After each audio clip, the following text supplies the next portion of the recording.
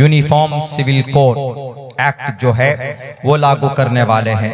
Uniform civil code का मतलब एक कंट्री है तो एक ही कानून होना चाहिए। अच्छी बात है, एक है तो एक ही कानून लाइए, बहुत अच्छी बात है। लेकिन होगा कैसे? यहाँ तो अलग अलग तरह के लोग रहते हैं, हिंदू है, मुसलमान है, क्रिश्चियन है, जैन है, बौद्ध है, सबका अलग अलग मसला है, अलग अलग मतलब है।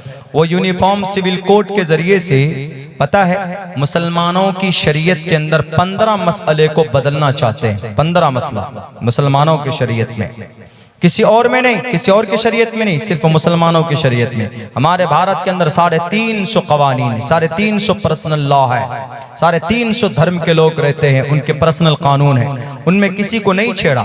लेकिन अभी जो यूनिफॉर्म यूसीसी लाने वाले हैं उनमें से 15 मसला शरीयत का बदल जाता है।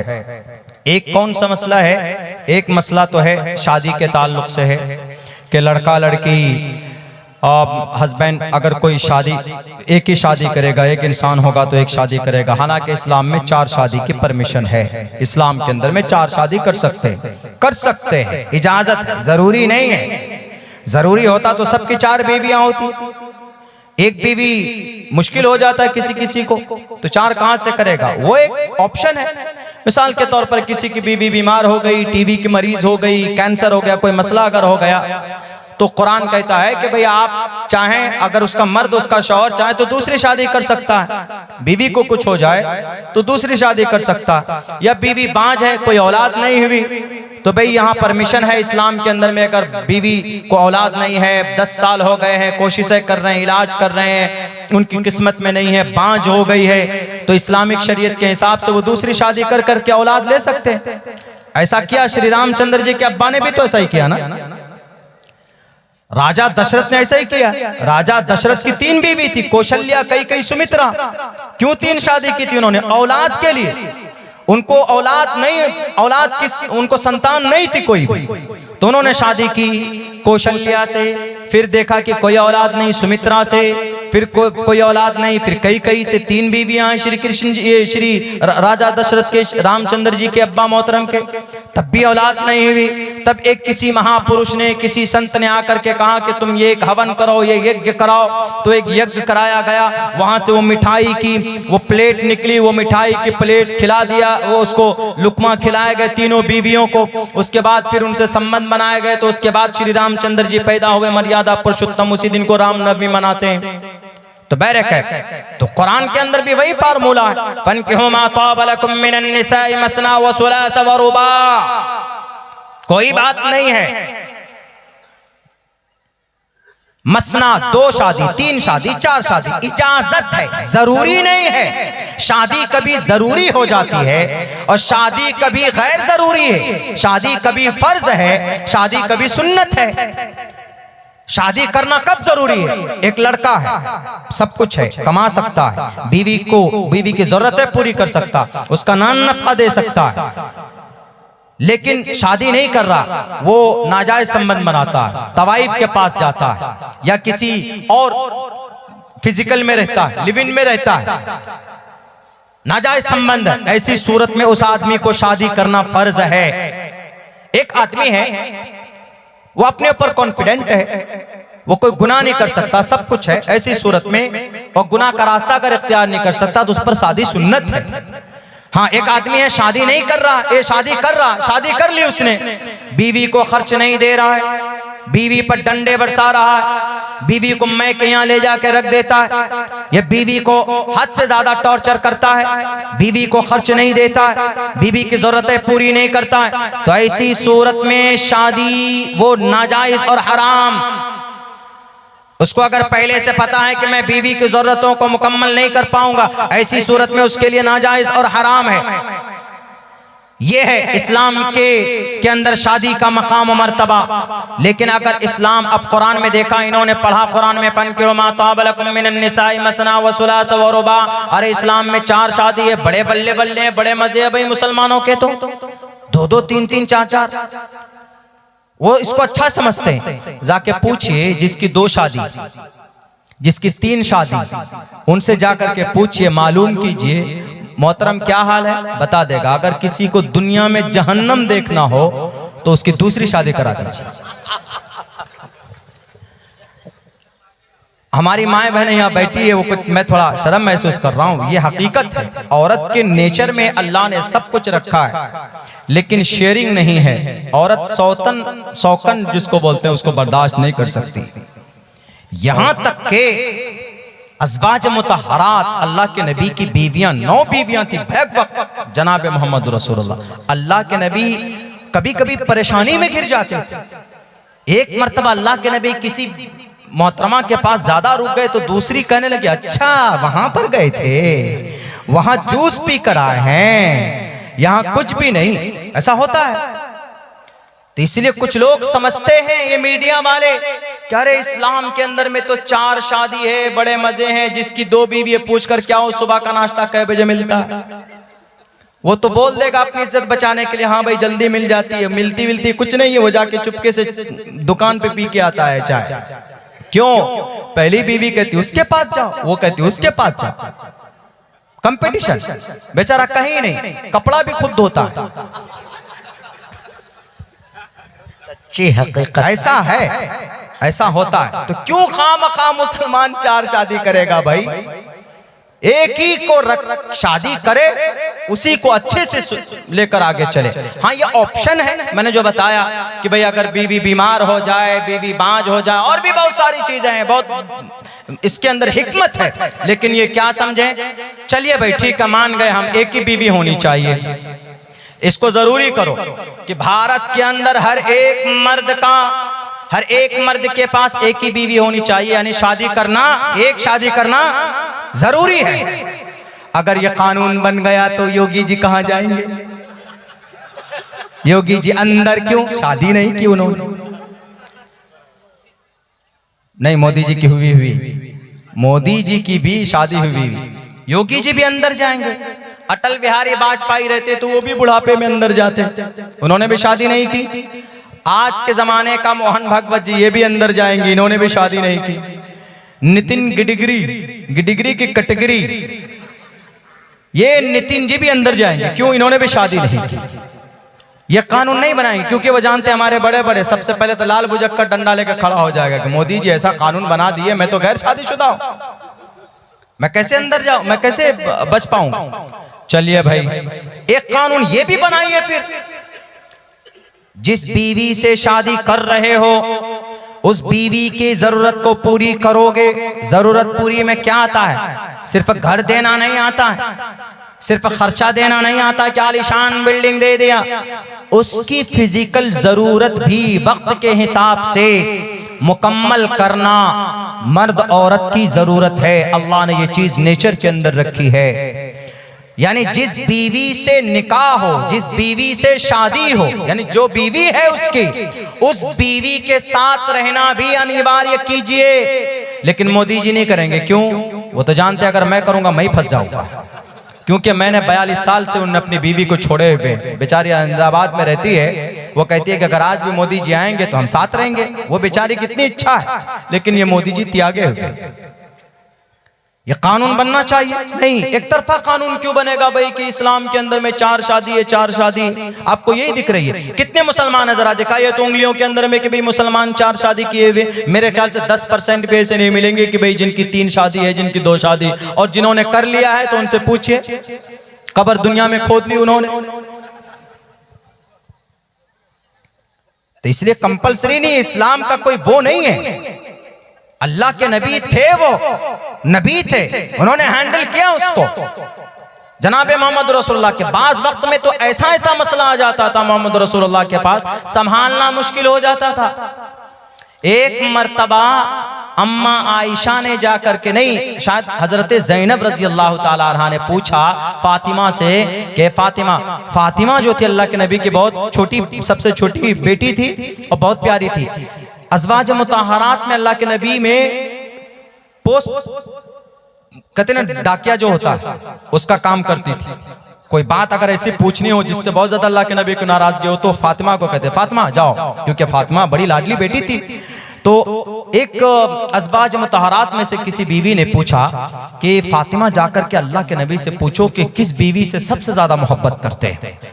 9 हैं हम, 11 शादी की अल्लाह के नबी ने, तो 9 बीवी है। इनमें सबसे ज्यादा मोहब्बत अल्लाह के नबी को किन से है? अल्लाह के नबी ने सबको उनके हिसाब से, मतलब जरूरत के हिसाब से, शरीयत के फरमान के मुताबिक सबको टाइम दिया, सबको खर्च दिया, कोई कमी बेशी नहीं की। एक नबी गड़बड़ी नहीं कर सकता है।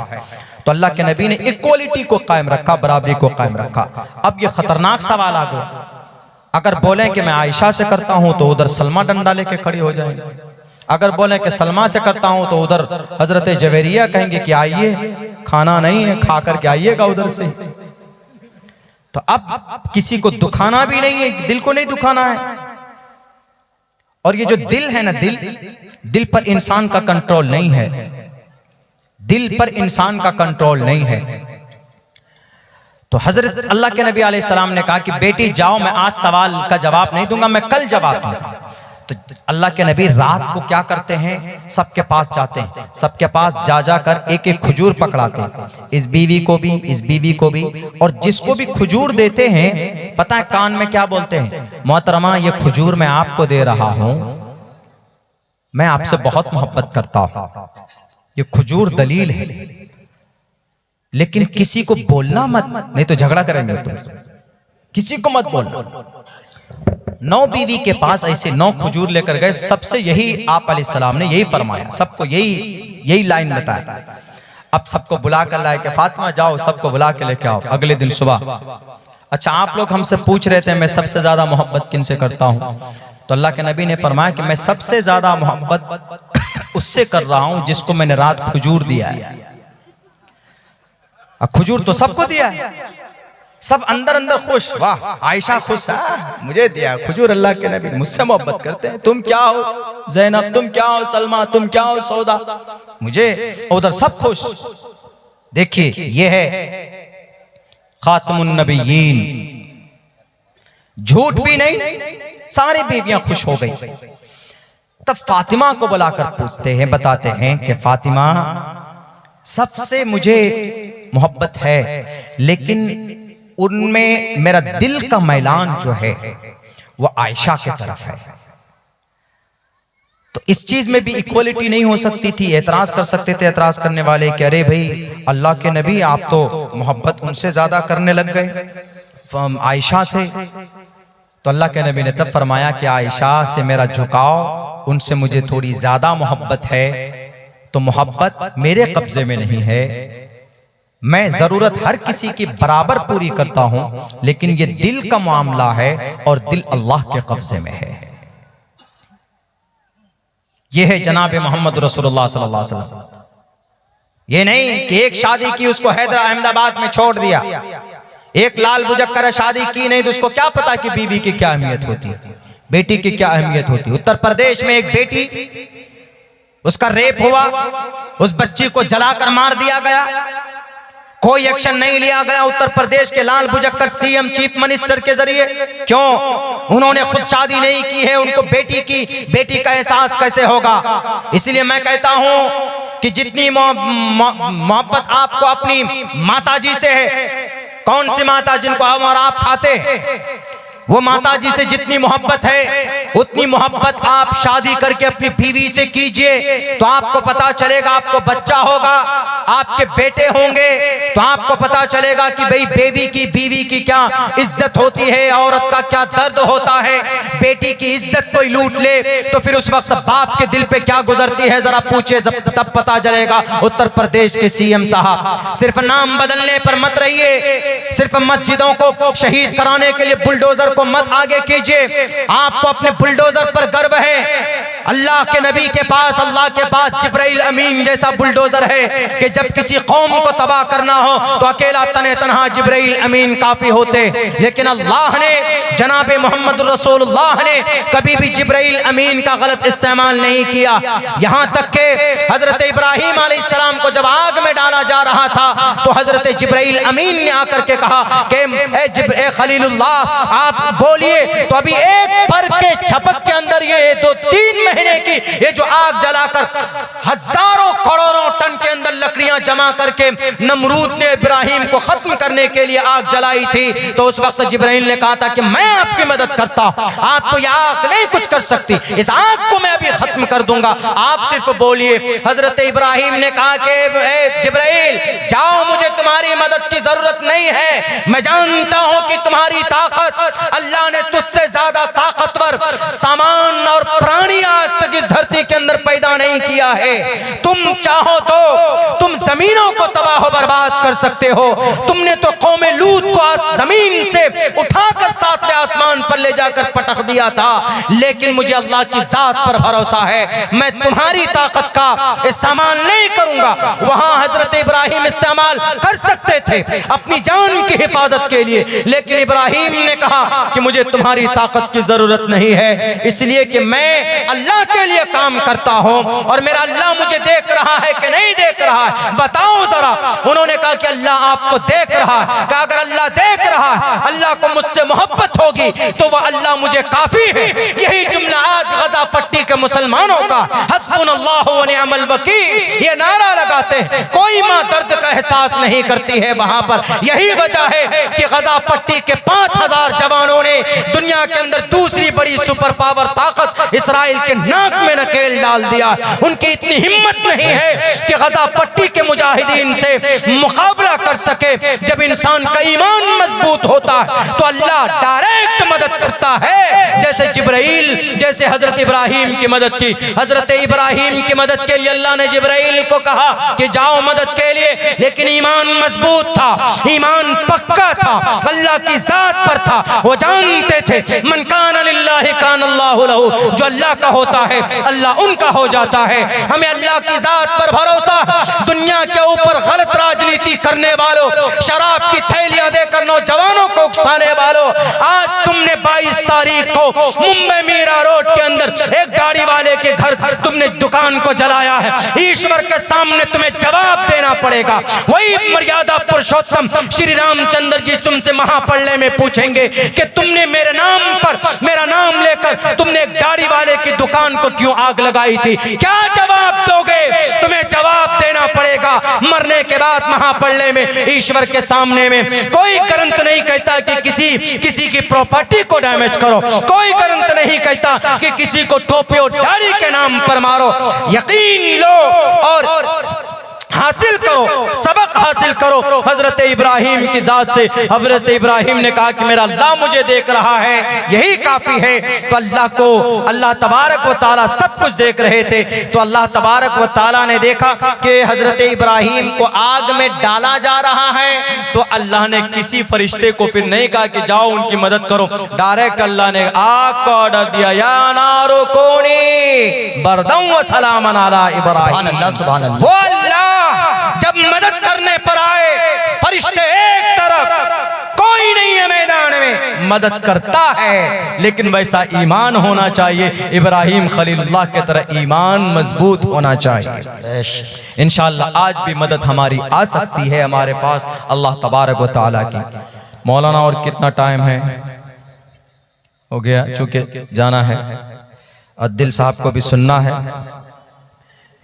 हाँ मेरे भाइयों, आज जो अल्लाह की मदद रुकी हुई है वो हमारे ईमान की कमजोरी की वजह से। ये तो शराबी कबाबी बहरूपिये हैं जो लड़ा रहे हिंदू मुसलमानों को, वरना हिंदू मुसलमानों के शास्त्रों में लड़ाई नहीं है, सम्मान है एक दूसरे का। बहरे कैफ तो इन जलसों के जरिए से जो अच्छे पैगामात दिए जाए, हम मोमिन हैं, उनके साथ साथ में हम अच्छे अमल करें। अच्छे अमल में क्या? शराब ना पिएं, झूठ ना बोलें, चुगलखोरी ना करें, और फिर नौजवान जितना भी है हैप्पी न्यू ईयर ना बनाए, किसी समाज की बेटी के साथ नाजायज संबंध ना बनाए, बेपर्दा ना हो हमारे समाज की बहू बेटियों में। हमारी माएँ बहनें जितनी भी हैं, आप अपने घर के बच्चों को बेहतरीन तरबियत कीजिए। आज जो अब्दुल्ला आपके सामने बोल रहा है, मेरी माँ की मेहनत का नतीजा। मार कर बैठाती थी, पढ़ो अलिफ बा ता सा। हम उसको समझते थे कि पता नहीं हिटलर है मेरी अम्मी उस वक्त में, लेकिन उनकी मेहनत का नतीजा है कि मैं हाफिज कुरान बना, मैं कारी कुरान बना, मैं आलिम दीन अगर लोग समझते हैं तो मैं बना।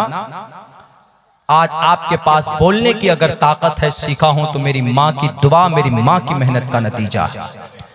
हमारी तकरीर से तब्दीली नहीं आ सकती। आपकी इस्लाह से अपने घर के अंदर अपने बच्चे की सही तरबियत कीजिए तो बड़ी इस्लाह हो सकती है। इसलिए कि एक बहुत बड़े गुरु ने कहा है, मात्रमान पितृमान चार्यावान पुरुषो वैदहा। माँ की मेहनत, बाप की मेहनत, टीचर की मेहनत से एक इंसान महान बनता है। पंडित दयानंद सरस्वती जी ने यह बात कही। अल्लाह के नबी की हदीस भी है कि कुल्लुकुम राइन व कुल्लुकुम मसऊलुन अन रइयतिही। आप जिम्मेदार हैं अपने बच्चों पर। आपका बच्चा शराब पीता, आपका बच्चा दीन के बारे में नहीं जानता है तो आपसे सवाल होगा। और एक बात और इस्लाह की बोलना चाहता हूं। जलसा बहुत खूबसूरत है। मैं पिछले साल भी आया था, एक्सीडेंट होता होता हमारा बचा था। इस बार भी आया हूं। आज आया हूं तो एक चीज मुझे इस जलसे में अच्छी नहीं लगी, वो ये कि जो दुकानें हम लोग लगाते हैं, आप ही के जलसे की बात नहीं, और भी बहुत होता है। मैं हर जलसे में बोलता हूं, देखिए जो गलत है वो गलत है। जहां पर भी जलसा होता है वहां पर दुकान खुद भी मत लगाइए, और जो कहीं जलसा होता है उसको भी मशवरा दीजिए मत लगाइए। उसमें होता यह है कि कुछ आधे लोग वहां चले जाते हैं, जो बात कुरान की होती है, हदीस की होती है, वो सुन नहीं पाते। उन मार्केट से उनका नुकसान हो जाता है। तो इसीलिए मैंने परसों देखा यहाँ पर बैगनान के अंदर जलसा था। एक दुकान थी मात्र चाय की, एक दुकान सिर्फ चाय की दुकान थी, बाकी और कोई दुकान नहीं। बहुत अच्छा लगा। जैसे हमारी माएं बहनें बैठकर सुन रही हैं, आप लोग भी सुन रहे हैं, तो क्या अच्छा होता कि वो लोग भी आकर के यहाँ बैठकर सुनते हैं। इसलिए कि ये इस तरह की बातें, दस्तारबंदी हमेशा तो नहीं आने वाला। इस मदरसे की जो मेहनत है वो आपके सामने तो हमेशा नहीं दिखाएंगे मौलाना साहब, मुफ्ती साहब। तो इसीलिए जहां पर भी जलसा होता है, अल्लाह के वास्ते वहां बाजार ना लगाए, मार्केट ना लगवाए। इसलिए कि अल्लाह ने खुद ही कहा, इन्ना गज़ल बिलादि इलल्लाहि अस्वाक़ुहा, अल्लाह को बाजार मार्केट ना पसंद है। तो वहां पर कभी कभी बेपर्दगी भी होती है, बदनजरी भी होती है। इसीलिए अल्लाह से दुआ करता हूं कि अल्लाह तबारक व तआला हमारे कहने सुनने पर अमल की तौफीक दे।